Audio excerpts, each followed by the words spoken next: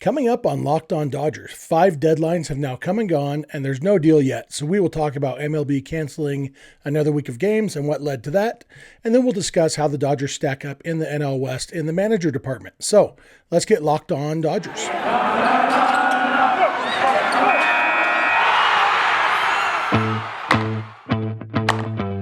You are Locked On Dodgers, your daily Los Angeles Dodgers podcast. Part of the Locked On Podcast Network, your team every day.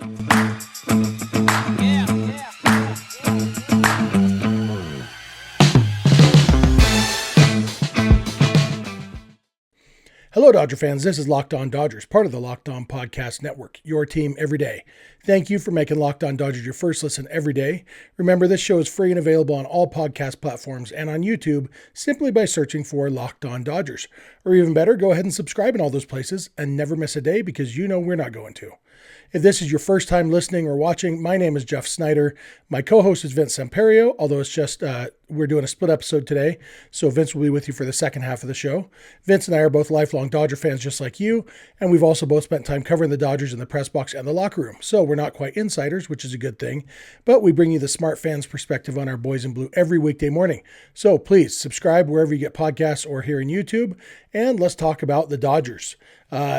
Major League Baseball, unfortunately, is still in a lockout. We had signs of hope again on yesterday. Vince and I, as you'll recall, if you watched or listened to yesterday's episode, Vince and I stayed up late hoping to break some news that they'd come to an agreement. We went to bed cautiously optimistic. I think after last week, we had determined not to let ourselves get burned. So we didn't let ourselves get too optimistic, and that ended up being a good thing because, as it turned out, either things weren't as close as people were pretending they were, or I don't know what happened. But basically, they had extended yesterday's deadline, which was, as you recall, the third deadline. They extended that to this afternoon, or they extended Tuesday's deadline to Wednesday afternoon. And then they pushed that back to Wednesday at 6 p.m. So 3 more deadlines in the last 2 days, deadlines, quote unquote. And ultimately, the union came back to the owners with a proposal that actually, from what we're hearing, might have actually been Rob Manfred's idea, but because it came in at like 6:02, I guess the owners decided that this 5th deadline was the one they really meant, and so they announced that they were canceling another week of games. And as of right now, the sides are still talking. I'm recording this, about 9 o'clock on Wednesday night, California time. The sides are still talking, not actively in a negotiating session, but they're still working on things. Depending on who you ask, maybe there's still hope for getting a deal done. And, I guess it's possible that there's an unspoken 6th deadline that if they did get something done, Thursday morning, maybe they uncancel the games and say, okay, players get to spring training. We're starting tomorrow. But right now it's not looking great. And it's frustrating. So, the main sticking point right now is the international draft. It's something that, according to the players, they have made it clear every time that it's brought up that they don't want an international draft. And then according to the players' side, the ownership side basically ended up tying things. They used this momentum and then tied things to the international draft that the players weren't willing to do. The international draft itself, it's a complicated thing. There's some people who are just opposed to all drafts. They think that any draft is anti-competitive and that, players ought to be able to sign wherever they want to sign. I wouldn't go that far. One thing that's hard to dismiss, though, is when you look at Puerto Rico. It used to be that Puerto Rico was not part of the draft, the regular Rule 4 draft, the first-year player draft, whatever you want to call it. What we consider the draft, the June draft, didn't apply to players from Puerto Rico in the past. And so, you had guys. Roberto Clemente was one of the first ones. And, there was a steady pipeline of talent coming from Puerto Rico playing in the major leagues. I think maybe kind of the most recent big stars were Roberto and Sandy Alomar. and their dad, Sandy Sr., had played in the big leagues. But then, a while back, 20 or 30 years ago, they added in, they decided that since Puerto Rico is a U.S. territory, that it was subject to the June draft. And the fact is, not many great players. Puerto Rico, they're still good Puerto Rican players. Don't get me wrong. Javi Baez, Kike Hernandez, Carlos Correa. There have been a lot of good players still from Puerto Rico, but not as many as there used to be. And it has changed Puerto Ricans' passion for baseball, I think. And so when we think about the Dominican Republic or Venezuela or some of these countries that currently are not subject to the draft, they're subject to the international free agency system. In the Dominican Republic, baseball is life. And, these kids are like, they know, okay, if I work hard, I have a chance of making it in baseball. And even if you don't make it to the big leagues, even just the signing bonuses some of these kids get from the Dominican Republic, it's life-changing money for them and their families. So in that way, the system is working great. There is a passion for baseball, and you cannot deny that the Dominican Republic has supplied a ton of great Major League Baseball players. And it would be a shame to dampen that passion that they have for baseball. On the other hand, it's a shady, crappy system right now. You have, teams making handshake deals, backdoor deals with kids when they're 12 or 13 years old, knowing they can't officially sign them until they're 16. But it's like, it's a running joke that the day that teams become eligible to sign these international free agents, suddenly they have all these contracts in place. And it's like, but we're just going to wink and nod and pretend you haven't been negotiating with them for years.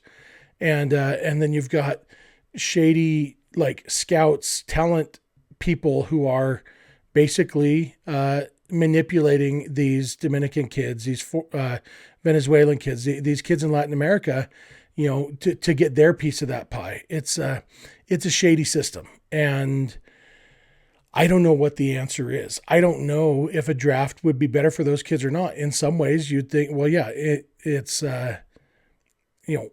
some of these kids are being manipulated and exploited. It might be better for them, but it's probably not better for baseball. And I'm not even totally convinced it's better for those kids. At least in the aggregate, I'm sure it's better for some and worse for others.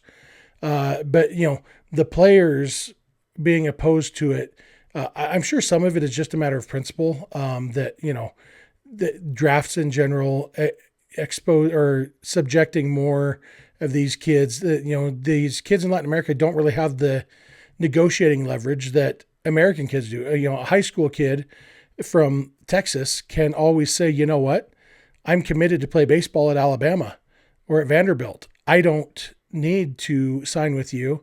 And so they have that leverage. The kids in Latin America don't really have that leverage. And so it might just be trading one form of exploitation for another. But for whatever the reason is, the players are opposed to the international draft, and the owners tried to tie it to some pretty important things that the players want. And I don't know. I don't know what's going to happen. I don't know what this end deal is going to look like. I'm still holding out hope, even though the fifth deadline has come and gone and they've officially, quote unquote, canceled the second week of games. Well, they officially canceled the first week of games, and then we found out a week later that they might uncancel those. So maybe there's still hope. Maybe they can still get this thing done today on Thursday and uncancel those 2 weeks of games. I don't know, but whatever it is, it's frustrating. As a baseball fan, I'm sure you're all feeling the same way I am. It's frustrating. And regardless of who you want to blame, the fact is that it's us fans who are getting the short end of the stick here, because we're the ones who give the owners and the players our money. We say, go entertain us, and we pay good money for it. And that's been taken from us. And so I'm pretty mad about it. I'm not going to yell and scream like I did last week, but I am unhappy. So I don't know. I'm going to come back and talk a little bit more about this stuff. What I think there might happen. So the government maybe thinking about getting involved, stuff like that, and then later Vince will talk about how the Dodgers stack up manager-wise in the National League West. So thank you for making Locked On Dodgers your first listen every day, and please keep it Locked On Dodgers. Hey, are you ready to discover your purpose and leave an impact wherever you go? Mission Possible, written and read by New York Times bestselling author and athlete Tim Tebow, encourages you to find your inspiration, pursue your purpose, and create a life for yourself that counts. Ignite a new spark in your life through this new inspirational listen. Mission Possible by Tim Tebow is available everywhere audiobooks are sold. All right. Thank you again for making Locked On Dodgers your first listen every day. Also want to tell you about Locked On MLB Prospects. Host Lindsey Crosby is a prospect encyclopedia, and he's going deep on the MLB stars of tomorrow.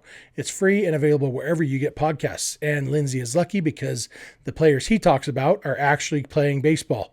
So, lucky him. Most of the time, I'd rather cover Major League Baseball, but right now, minor leagues, that's what's happening. So Lindsey's a lucky guy. But there was an interesting tweet from Senator Dick Durbin that I should have pulled up before I started talking about. But basically, he's the majority whip, I think. And he says, enough. After almost 100 days of the MLB lockout, it's time to reconsider MLB's special antitrust exemption, which allows them to act as a lawful monopoly. Fans across America deserve better. Message to the owners: unlock the lockout and play ball. And I remember in 1994-95, it seemed like politicians were weighing in all the time. Then in the early 2000s, we had politicians weighing in on the steroid thing. And the one thing they always come back to is the antitrust exemption, which basically what that means is in every industry in America, like, for example, if you are a computer programmer and you work at a company and then another company says and say, hey, we would like you to be a computer programmer for us instead. We will pay you a lot more money. You have the right to say, I'm going to do that. And you put in your notice at your old job and you move on. And, sometimes there's like a limited, you'll have, maybe you can't work in the exact same industry. Sometimes a contract you sign, but in general, you're free to work where you can make the most money with your talents. Major League Baseball is not that way. They basically own a player for up to, 10 or 11 years, even, 4 or 5 years in the minors and then 6 years in the big leagues that, that player, Cody Bellinger right now, if he wanted to play for the, I almost said the Angels, but why would anybody want to play for the Angels? But if Cody Bellinger decided he wanted to play for the Yankees right now, he couldn't. There's nothing he can do other than say, Dodgers, will you please trade me to the Yankees? But he can't do anything because he is under contract. He is bound to the Dodgers. And that is something that it's been whittled away. It used to be the MLB's reserve clause. It was forever. You sign with a team and then you belong to them until they say you don't anymore. And so, when people try to get romantic about baseball, I miss the days when guys would spend their whole careers with one team. Well, they didn't have a choice, And yeah, maybe some of them would have. Maybe there was more loyalty back then.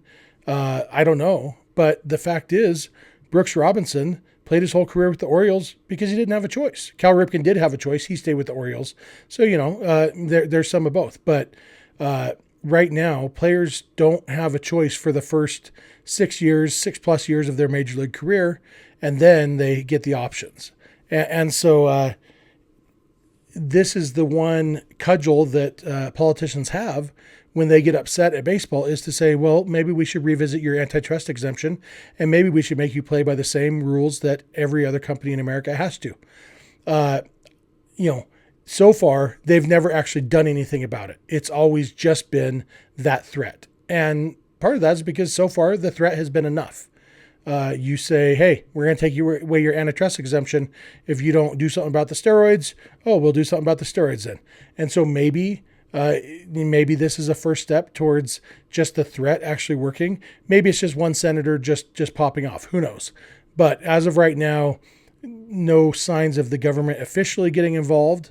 But something's got to happen. And sometimes it takes the threat of government involvement. For me, I have little enough faith in the government that just the threat of the government getting involved is, okay, never mind. We'll figure this out.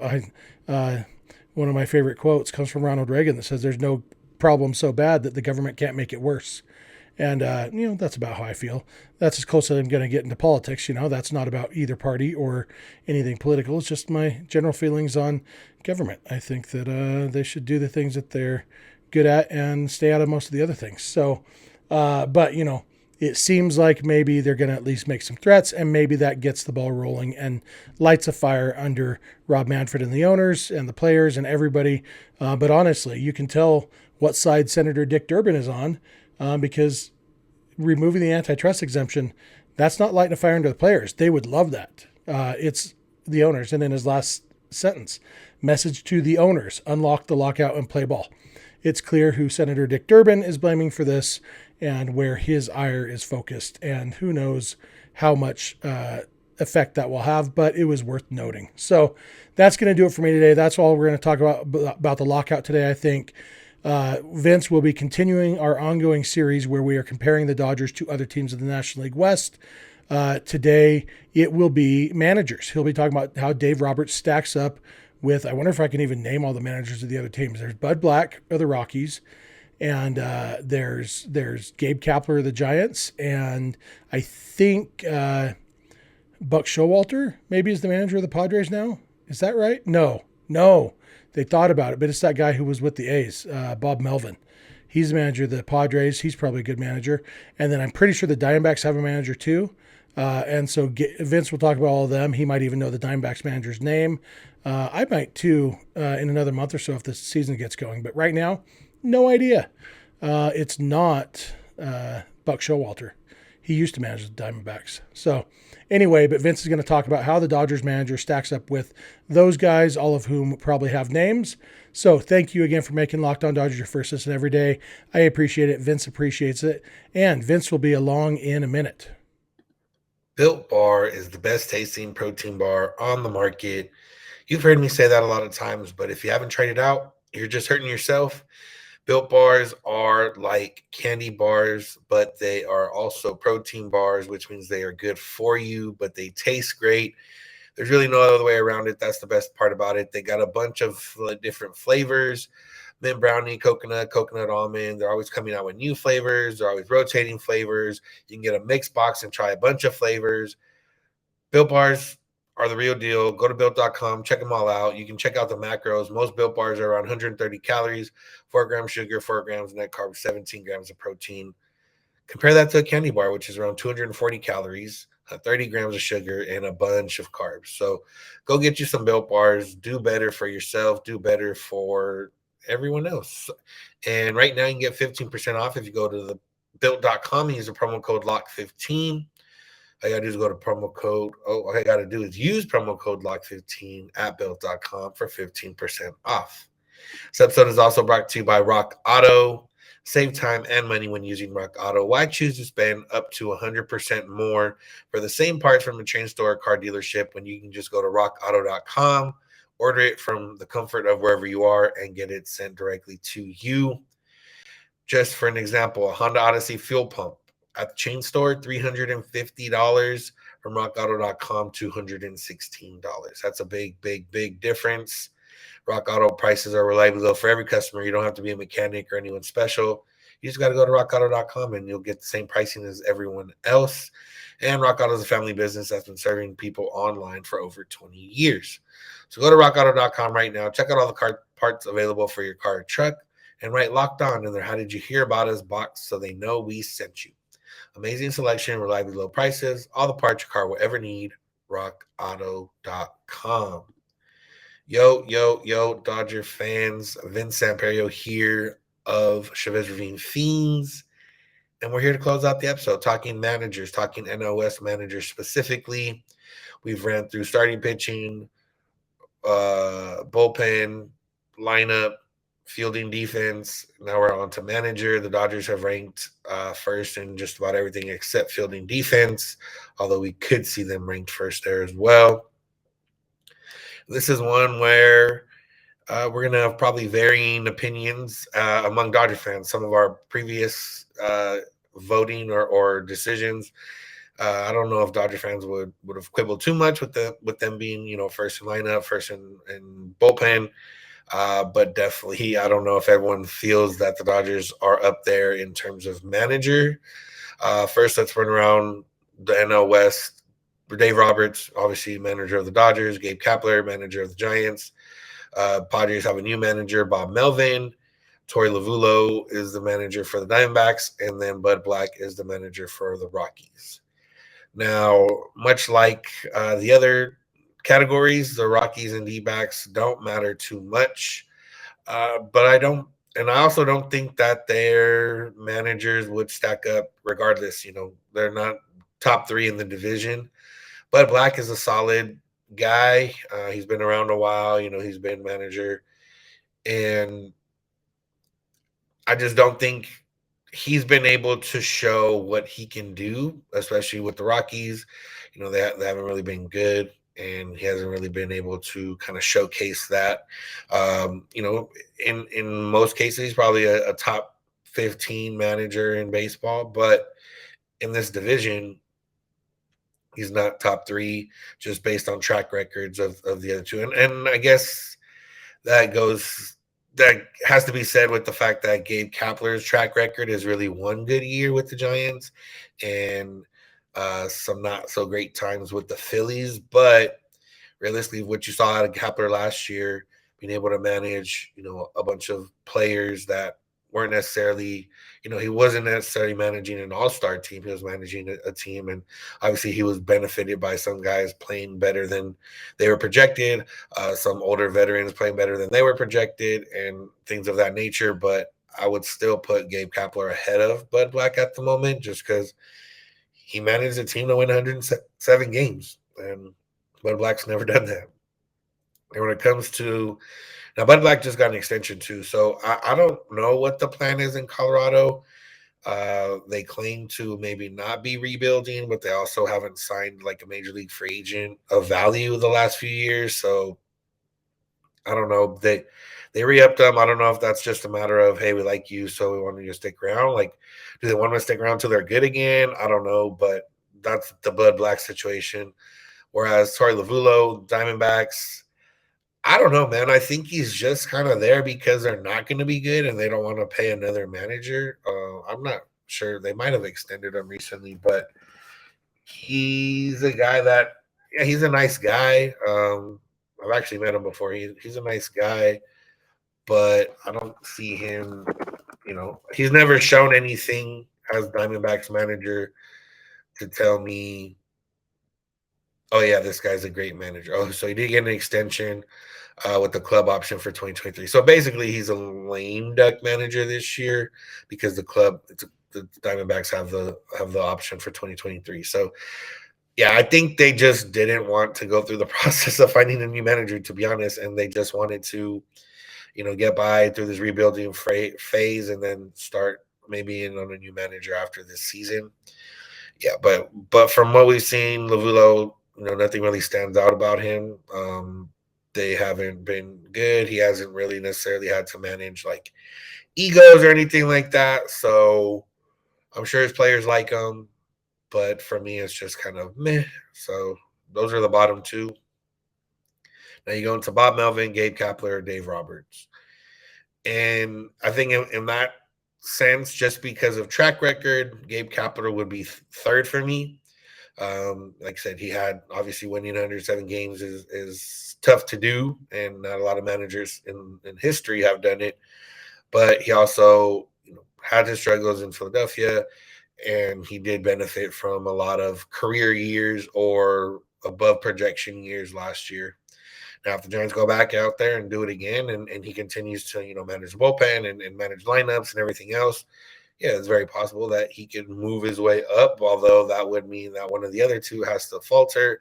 And I'm not quite sure if that's going to happen, or, Bob Melvin's in a little bit different spot. But so Kapler sits third for me. So now you're down to Bob Melvin and Dave Roberts. And this is honestly, I don't know, a matter of preference. I honestly would have them 1A and 1B right now. But with the caveat that Bob Melvin's never really had to deal with what he's going to deal with in San Diego. Now, in Oakland, Bob Melvin, was leading teams of low payrolls and young guys and veteran guys on cheap contracts and everything else, and he was able to get through all that and lead the A's to the postseason a few times and usually on winning records. But what he was brought in to San Diego to do is something that he's kind of never really had to do, at least not with Oakland, and that's manage big time superstars and kind of big time egos. As we saw last year with the Padres, when they started collapsing, guys started, there were starting to be leaks in the clubhouse in terms of guys that had issues with Tatis and how he acted and stuff like that. And, Eric Hosmer and Machado making big money. And, they're kind of like very, they got big money and then they got everyone else kind of after that. And they kind of just all collapsed last year. Bob Melvin's never really had to deal with like that type of superstardom and big money, but I don't think it's going to be an issue for him. He's a guy that can set a great culture. He's a guy that theoretically should get these guys to buy in, to play for each other, all those cliches. But realistically, that's what they brought him in for. That's what he's supposed to do. And if he can do that, then yeah, he's right up there, top manager in the division. Just for the simple fact that we haven't seen it yet, I will put him like 1B and I'll have Dave Roberts 1A. Now, yes, Dave Roberts has made decisions that we don't agree with, that I don't agree with, that Jeff hasn't agreed with, that the fans haven't agreed with in the past. He sometimes still feels like he's doing too much or he trusts guys a little too much, which is, a fault to have, but a fault that is a fault at some point. But regardless of all that, the situation is that the Dodgers have been one of the best teams in baseball the last few years since he came in. He's made the World Series 3 times, should have won twice, and the biggest part is that between all the big contracts, all the players, all the platoons and split playing time and blah blah blah and all that stuff. Not once have we heard somebody complain about Dave Roberts. Not once have we had a leak in the clubhouse. Not once have we ever heard anybody other than praise Dave Roberts and the Dodgers. So for that, I think that's what puts them at the top of the list in the NL West, because there's not a lot of guys that would have been able to get all through all that without having issues. There's not a lot of managers that are able to talk to players that way, get players to be comfortable in different roles and situations, and guys that could and should be starting probably, could be starting for other teams, maybe should be starting for other teams. No complaints. Dave Roberts has been able to handle it. He's been able to maneuver through it all. And yeah, while he doesn't always make the greatest on-field decisions or decisions in game, that's going to happen sometimes. And sometimes you chalk it up to a player not doing his job either. So it's not just always on Roberts. Sometimes obviously he could put guys in better positions, but at the end of the day, like, sometimes the players falter too. And that just happens. But in terms of a manager of a clubhouse, Dave Roberts is one of the best out there right now, and definitely, best in division at this point. Like I said, Bob Melvin, if he can get through this Padre season and have the Padres make the playoffs and handle Tatis and Machado and Hosmer and all them, then he's right up there too. He's a really good manager as well. But since we've seen Dave Roberts do it, since we've seen Dave Roberts, go through all this stuff, and the Dodgers roster has had some turnover in the last few years. It's not like they have the same bunch of guys. They've had a core, maybe of like 5 to 10 guys that have been around. But other than that, it's been a lot of movement, a lot of injuries, a bunch of bullpen games last year, which is not necessarily his decision to do that. That's kind of a collective decision in the front office. And to navigate through all that and things he's done, yeah. Has he made some mistakes? Yes. But at the end of the day, the players are happy. There's no complaining. Everyone's, making it work. And that's why Dave Roberts is one of the best managers, not just in the NL West, but in baseball. So if you disagree, I understand, a lot of people feel different ways about him. But if you look at the bigger picture and not just in game decisions, which, you could find, let's just say you find a manager with better in-game decisions, but he doesn't know how to manage a clubhouse. then you don't even get to those points where Roberts has the ability, or where you don't get to those points where Roberts has made mistakes without being able to manage the clubhouse. Like, you don't get to make mistakes in October if you lose the clubhouse halfway through and guys are all playing for themselves and not for the team, and all that kind of stuff. So shout out Dave Roberts, working on that extension. I'm assuming he's going to get that extension before the season starts, and hopefully he'll be around with the Dodgers for a long time, and hopefully that leads to a few more championships along the way. All right, so that's going to do it for today's episode. Thank you all for listening. Thank you for making Locked On Dodgers your first listen of the day every day. The two sides will continue to talk hopefully on Thursday. So Friday's episode should be something about that, rounding it up, and also how the Dodgers rank in the NL West overall and where we think they're going to finish. But after you're done listening to Locked On Dodgers every day, make sure to make your second listen of the day Locked On MLB with Paul Francis Sullivan, a.k.a. Sully. He brings you a unique perspective on the major leagues past and present, and it's free and available wherever you get podcasts. Just like we are free and available wherever you get podcasts, just like you can find us on social media, Twitter and Instagram at Locked On Dodgers. Jeff is on Twitter at Snydog. I'm at Vince Samperio. DMs are open on all those accounts. Other ways to get a hold of us are email, lockedondodgers@gmail.com, or via text/voicemail at 323-863-5625. We're here every weekday morning, and we hope you'll be with us when you get in your car or if you're at home. So your smart device, play a podcast, Locked On Dodgers. And remember, you don't have to agree. You just have to listen. Have a good one.